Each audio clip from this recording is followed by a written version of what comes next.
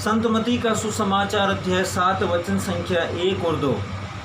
संत मती का सुसमाचार अध्याय 7 वचन संख्या 1 और 2 वचन कहता है कि दोष नहीं लगाओ जिससे तुम पर भी दोष न लगाया जाए, क्योंकि जिस प्रकार तुम दोष लगाते हो उसी प्रकार तुम पर भी दोष लगाया जाएगा, और जिस नाप से तुम नापते हो उसी से तुम्हारे लिए भी नापा जाएगा।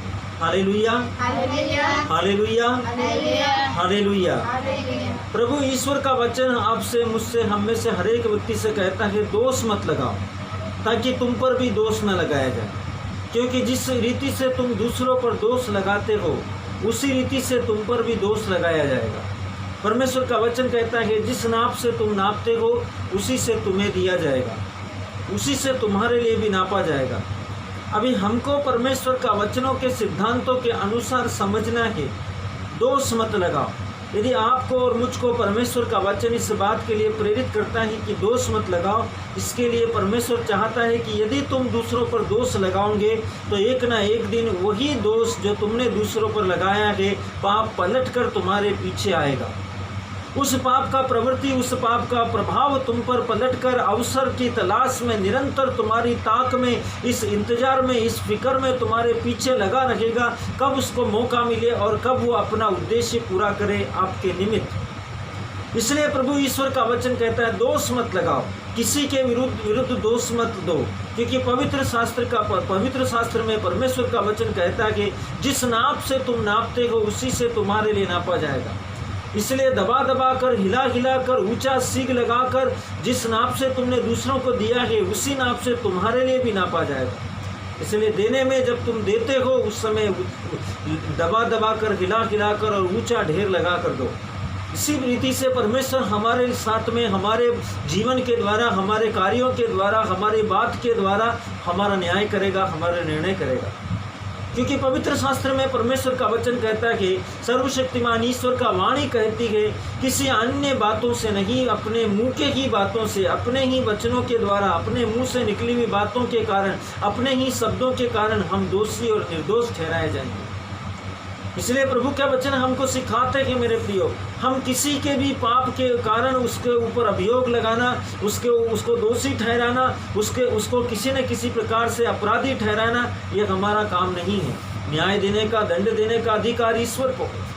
इसलिए प्रभु यीशु ने हमारे सामने उदाहरण रखा है पापनी स्त्री का। प्रभु यीशु ने हमारे सामने उदाहरण रखा है, पवित्र शास्त्र में हमारे सामने एक उदाहरण है कि लोग एक स्त्री को पत्थरों से मारते मारते यीशु के पास में लेकर आए और उन्होंने कहा हमारे नबी मूसा नबी की संहिता के अनुसार यह स्त्री व्यभिचार करते हुए पकड़ी गई। यीशु ने वहाँ पर क्या किया? यीशु ने कहा तुम में वो पहला पत्थर मारे जिसने कोई पाप नहीं किया, जो निर्दोष हो।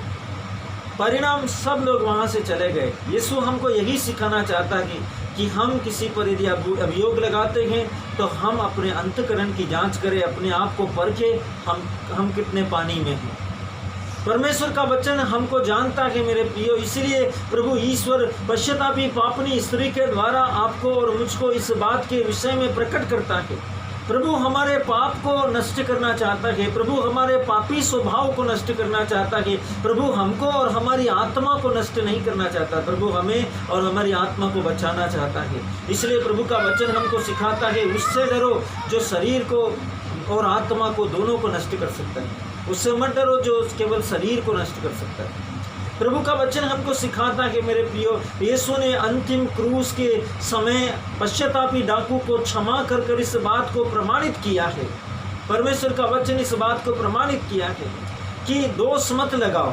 प्रभु यीशु के साथ में जो डाकू लटकाया गया था वह अपने कर्मों के कारण उस स्थान पर क्रूस के ऊपर मृत्यु का उस घड़ी में यीशु का साथ थे, लेकिन यीशु निर्दोष होते हुए भी क्रूस पर उनके साथ थे। परिणाम क्या निकला मेरे प्रियो? जो क्रूस पर उनके साथ मृत्यु का दंड भोग रहा है, वह जो उसके समानता में दुख उठा रहा है, वह उससे प्रार्थना करता है प्रभु जब तू अपने राज्य में आए मुझ पापी को याद रखना। क्योंकि एक पापी अपने पाप को जानता है और वो परमेश्वर की महिमा और धार्मिकता को पहचानता है। यीशु मसीह के संबंध में, यीशु मसीह के संपर्क में, यीशु मसीह का उपस्थिति में आते ही पश्चातापी डाकू भला डाकू बन गया। उसका हृदय परिवर्तन हुआ, उसका जीवन परिवर्तन हुआ। और प्रभु यही चाहता है कि हमारा जीवन वचनों के संपर्क में रहे, उस पवित्र वचन के संपर्क में रहे जिसके द्वारा परमेश्वर आपसे और मुझसे बात करते हुए कहता है आदि में वचन था, वचन ईश्वर था, वचन ईश्वर के साथ था और वचन देहधारी हुआ। उसी वचन के द्वारा सब कुछ बना है, ऐसा कुछ भी नहीं है जो उस वचन के बिना बना हो। पवित्र शास्त्र कहता है जो उस पर विश्वास करता है और जो उसके बुलावे के अनुसार उसके पास आता है, जो उसको स्वीकार करता है, जो उसको ग्रहण करता है, जो उस पर विश्वास करता है, उन सबको उसने ईश्वर का संतान होने का अधिकार दिया।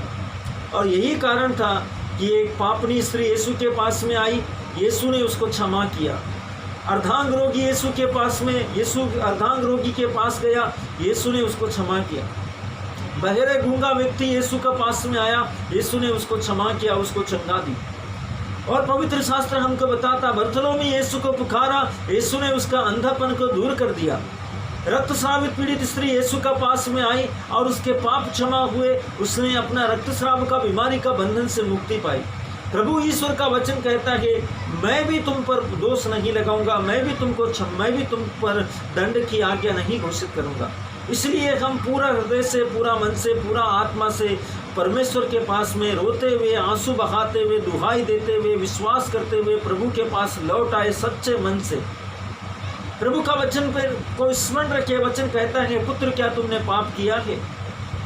यदि तुमने पाप किया है तो फिर से ऐसा न करना। उड़ाऊ पुत्र की कहानी के द्वारा परमेश्वर अपने प्रेम को हम पर प्रकट करता है। परमेश्वर अपने महान प्रेम की महिमा को हम पर प्रदर्शित करता है। हम कैसे भी पाप से अपने पिता के साथ अपना संबंध तोड़कर चले जाते हैं, लेकिन पिता हमारे वापस आने के इंतजार में हमारे लिए एक स्थिर प्रतीक्षा के साथ हमारा रास्ता देख रहा है, हमारा प्रतीक्षा कर रहा है, हमारा इंतजार में है।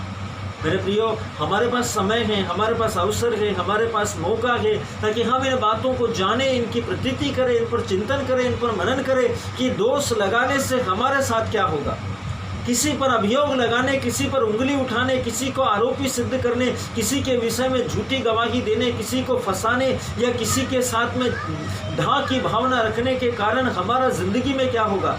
हम उतने वर्ष तक उन परिस्थितियों के कारण, उस दुष्ट शक्ति के द्वारा, उस दुष्ट आदत के द्वारा हम उतना समय, जितना समय हम उसको क्षमा करने में लेते हैं, उतना समय हम उस बुराई को अपना जीवन के अंदर रख कर उस बुराई की संगति में जीवन व्यतीत करते हैं और बुराई हम पर शासन करती है।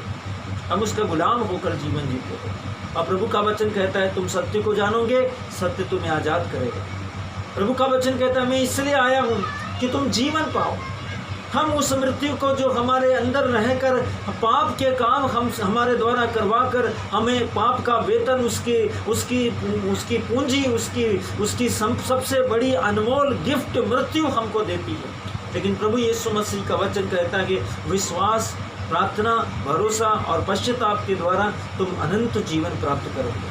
आइए मेरे प्रियो, हम विश्वास, प्रार्थना, भरोसे और परमेश्वर के नाम में विश्वास करने और प्रायश्चित करने के द्वारा पश्चातापी डाकू के समान स्वर्ग में परमेश्वर के साथ उसके पवित्र दूतों और संतों की संगति में जाने के लिए विश्वास के साथ अपने सब बातों पर परमेश्वर के सामने प्रायश्चित करें। और हर एक व्यक्ति को जिससे हम घृणा करते हैं, ईर्ष्या करते हैं, विद्वेष करते हैं, नफरत करते हैं, देखना पसंद नहीं करते हैं, कसम खा के रखी है मैं मर जाऊंगा या मर जाऊंगी लेकिन इसे माफ़ नहीं करूँगी, प्रभु के सामने आज सच्चा हृदय से अपने सभी बैरियों को याद कीजिए मेरे प्रियो, और उनसे प्रार्थना कीजिए, उनके लिए प्रार्थना कीजिए।